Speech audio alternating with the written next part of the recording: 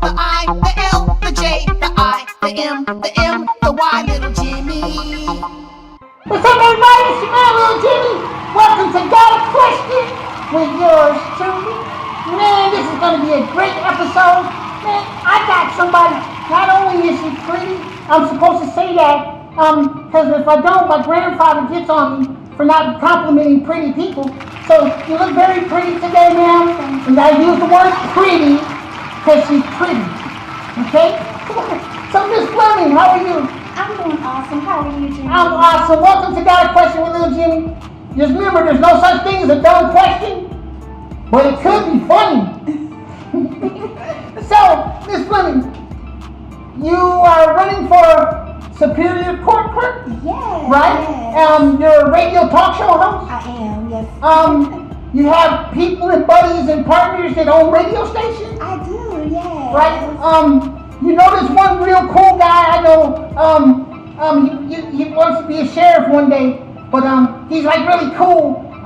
So you got cool friends? I do, pretty right? amazing. Awesome. So, got a question. Okay. Can I be like you? No, Jimmy. I have something even better. What's that? You have your own purpose, and so you should strive to be the best version of you that you can be. Not only is she pretty, that's a pretty good answer. Oh, wow, that's cool. Thank you for that, Miss Fleming. I appreciate it. Oh, thank you for having me. I think it's important that we stay encouraged to be ourselves. And thank you. That's just what you did. I feel encouraged. Thank you. Beautiful. Cool. Got a question. Okay. Why Superior Court Clerk? That's a great question. So, I have been in my community for so long, and it was time for me to make a huge pivot. So if you would have asked me maybe 2-3 years ago if I would have ran for office, I probably would have told you no. But God pressed on my heart for me to make that huge step. And so clerical and administrative is my background. I've worked in the clerk's office for the city of Atlanta, and so it was time to bring that knowledge and that experience home right here in Clerk. Wow. So some people might not understand what a court clerk is versus like the guy with the pistol at the court and the judge at the court. So what's the difference between those people and the court clerk? What's the court clerk? Well, basically, she or he is the liaison or the glue, as some people would say, between the judicial system and the community. Really like the judge's left-hand man or woman. Ultimately, that person is in charge of the records for the entire county. So all of the records that happens for court, whether it's family law, real estate, evictions, things of that nature, that's handled by your clerk of Superior Court. And he or she has an amazing team to support in those endeavors as well. Additionally, if you happen to pay your property taxes, that happens in your clerk's office from the Board of Equalization. Also, if you decide one day you want to be a notary, you'll go see your clerk of Superior Court for that as well. And one of the last things that I'll add is when you get summoned for jury duty, one of the most important civic duties that we have is community. That letter also comes from your clerk of Superior Court. Wow. Yeah. Wow, you sound important. Oh. You sound more important than the judge. I heard that. Wow, so we had everything from property taxes to fishing license and everything. Wow, it's called Fishers again. But that's cool. So, got a question. Yeah. So, do you have a passion for law, or is it your clerical skills that have your passion, or is it like a mix of both? Well, first and foremost, I have a passion for people. And then additionally, I have kind of fallen into a realm of grief support. Most of the reasons that you go to court are for unpleasant reasons. They bring people agony, grief, things like that. And so if I can be that positive light, that support that people need, and then also make their visit as seamless as possible. When you go, a lot of times you're already antsy, you're anxious, things of that nature. So I don't want the added element of, now I can't get my disposition, I can't find out what's going on in my case. I want to be able to be that sense of peace, that easement for people to be able to get what they need in a timely manner, a courteous manner, and be able to get it effectively and efficiently. Wow. got a nice voice to make you say, dang, $1,000 ticket don't feel that bad. Wow, that's really cool. So, got a question. Yes. So, what is the worst case that you've witnessed in your capacity that you brought some comfort to?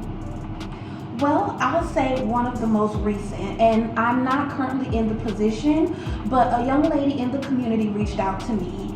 She had been trying for years to file for divorce, and she was really at her wit's end. She was unfortunately in a very unpleasant relationship or marriage and was not getting any help. She went to the current clerk's court's office, and they gave her a very big package. A divorce application is huge, so that alone is overwhelming. She didn't know where to start, where to begin, anything, and so then she was taken to the law library and just simply left there. Wow. It's books from wall to wall, tons of stuff to read. Again, she didn't know where to start. So she felt overwhelmed, she felt lost, and she even felt a sense of hopelessness. And really just needed somebody to support her, be there with her, and aid her through this process. So she's connected with me, and after work, I met with her, I invited her to my home, and we sat down, and it took a couple hours for us to go through that application. Wow. But I went through her with it line item by line item. Now, I told her that the current clerk's office actually didn't do anything wrong per se. They're not at liberty to give legal advice. However, she needed empathy. She needed to know that it was okay, and she just needed someone to be there to support her through this endeavor. It wasn't even that it was rocket science or difficult questions or anything to that nature, but just imagine coming through a situation that has brought you so much agony, and now you're given an application, maybe 70 to 100 pages that you have to go through, and to do alone. And so again, it was my pleasure to go through all of my her things with her, line item by line item, and just kind of guide her through the process.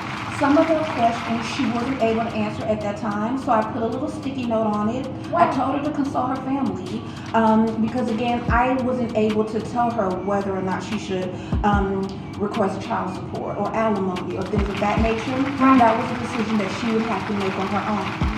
And so consult your family, pray about it. I also gave her a resource for free legal service to Legal Aid. And then at that moment, she was able to go home and complete the remainder of the application. And I told her that I'll follow up with her in about a week. Within 3 days, she had reached out to me and she sent me a video. She was in front of the courthouse. She was able to submit her application and get the proceedings to her defense side. So it was my pleasure to serve her. I notarized her forms, all of that kind of good stuff.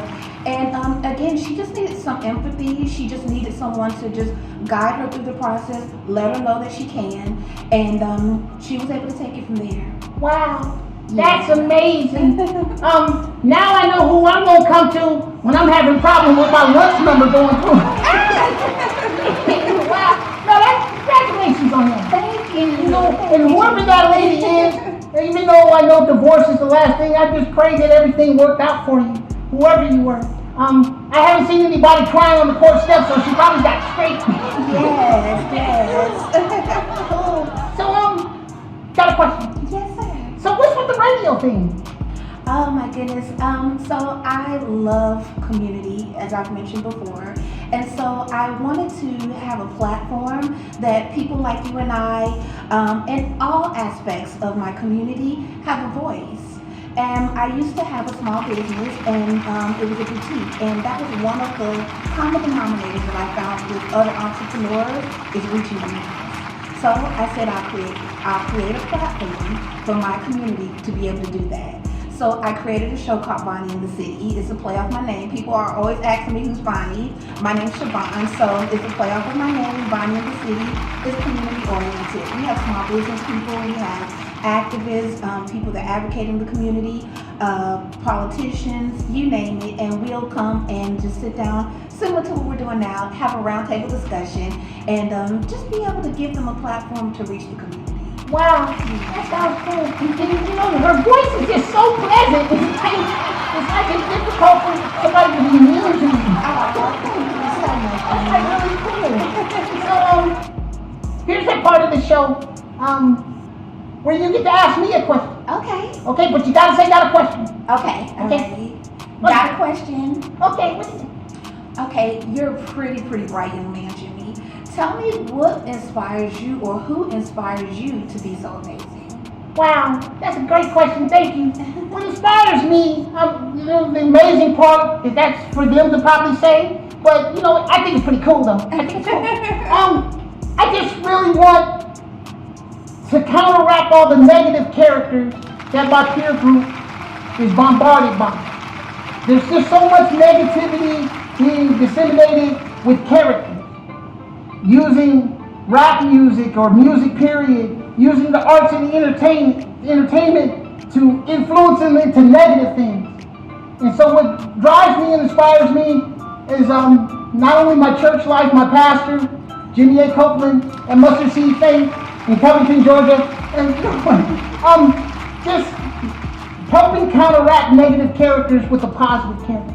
I love And it. that's where my drive comes from. May I ask one more? You gotta say, got a question? Got a question, Jimmy. Yes, ma'am. So, what's next for you? What's in store? What projects are you currently working on? Wow, she's good. I forgot she said she's a radio host. Well, it's just so much, but right now I'm promoting a stage play concept with the Culture in the Hood, DJ Positivity, and various other people. Walter Cody in California, and Derek Smith in Fayetteville, and I'm going to work with Mr. Fabian, and some other people. But I'm promoting a stage play, a musical that I created called The Playlist. Wow. Where we're encouraging people they can change their life if they change their playlist. And we're demonstrating through my music and entertainment which playlist you can possibly change to.